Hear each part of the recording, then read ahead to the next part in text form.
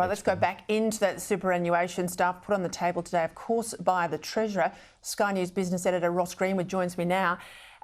There's nothing that Labor doesn't love more than getting into super. There's always tax issues. Of course, there's the links with industry superfunds. Ross, give us your take on what you heard today. We have those tax changes and that new purpose test flagged by the Treasurer.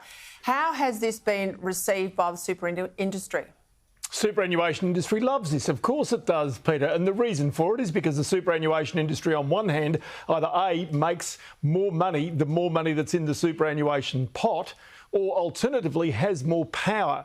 Now, just a small little thing, just a little litmus test for you. The three of the biggest superannuation funds in Australia, CBUS, the chair, Wayne Swan, the former Labor Treasurer, Australian Super, the chair, Don Russell, the former senior advisor to Paul Keating when he was the Treasurer of Australia, and also go to HESTA, the Health Services Fund. The chair there, Nicola Roxon, the former Labor Attorney General, just to give you a sense of just the way in which the politics lies in this. And so the super funds were very much all on board saying this is important, this is a big change. But really the real thing in this that I noticed was really about the Treasurer pointing that this was about trying to create a sustainable income for people in retirement. And so as a result, if you suddenly get to the age of 65 or 70 and you stop working and decide that you need to pay off your mortgage, in the future you just raise questions about whether there will be enough money to pay off that mortgage, because the government might choose at the day to actually say, no, you've got to take that money as an income so that you don't claim as much age pension from us. So you've got to be very careful about the way in which this is going to be played out in the future.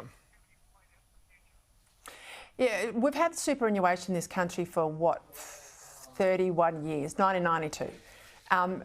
We are still heavily weighted where people retire on a pension or a part pension, despite now almost having a working life for most people in a pension.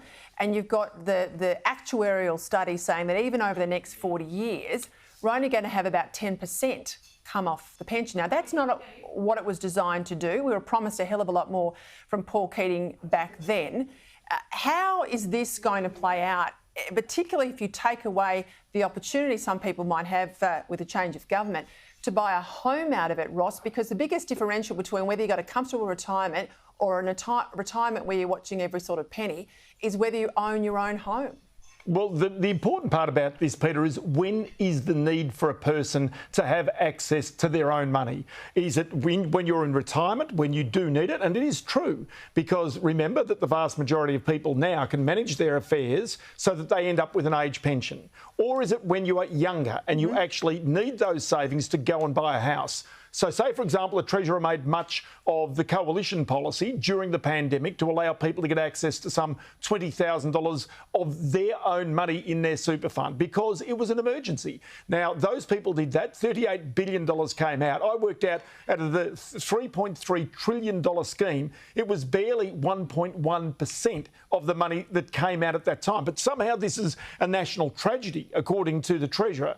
Now, the Treasurer is right. In an ideal world, that money would have sat there for savings into the future. But the reality was the need was then. Now, the alternative was that the government went into debt and gave that money to those people to make certain they didn't lose their houses or lose their job. And if they consumed that and spent that money, well, that went back into the economy. So this is where you've got to recognise that this is your money with a tax advantage, and that's the question the Treasurer is raising, or whether it's the government's money. Because remember, the government is the one that seems to think that it's got the ability to massage this money into the areas that it deems fit.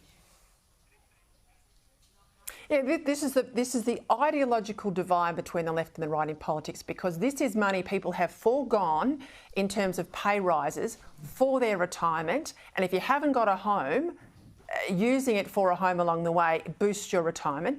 I made the point, I'll say it again, most people are still retiring needing the pension, so it's not doing what Keating set it up to do in 92 anyway. But if you've got Labor today under the Treasurer saying that we want to use this for climate change spending, for infrastructure that we agree with as a government, as a left-leaning government, then it's not our money anymore. I mean, this has just been today the announcement that we have lost agency over our money. And do bear in mind, I gave you that description of who actually runs the big super funds, and so remember that they will be on the same page as the Treasurer in deciding where that money would be allocated and where they'd be happy to allocate that money in the future. But remember that all of those trustees were supposed to have first and foremost as their objective as trustees of those super funds to look after the interests of the members. I just wonder whether the question about what the interests of the members are is not just purely financial these days, but seen to have some other social value as well. But there's one other aspect of this. You don't have to take much of a jump in logic here to come up with the word death taxes. And the reason why I'm saying this, the government won't say this, the government will deny this, but the reality is right now a large number of people are holding on to superannuation to pass to the next generation. Now, if all of a sudden people are deciding they must take an income from that money, then the government will be there waiting to say, well, actually, we want some slice of that before it goes to the next generation. Now, whether it's actually called a death tax or something else, there's going to be something else sneaking up there in terms of the equality, in terms of equity, and this is about the way in which money is passed from one generation to the next. Mark this date in your diary, Australia. I think you're absolutely right, Ross Greenwood. And once they open up this legislation, this is the sort of stuff that will come. Thank you for your time.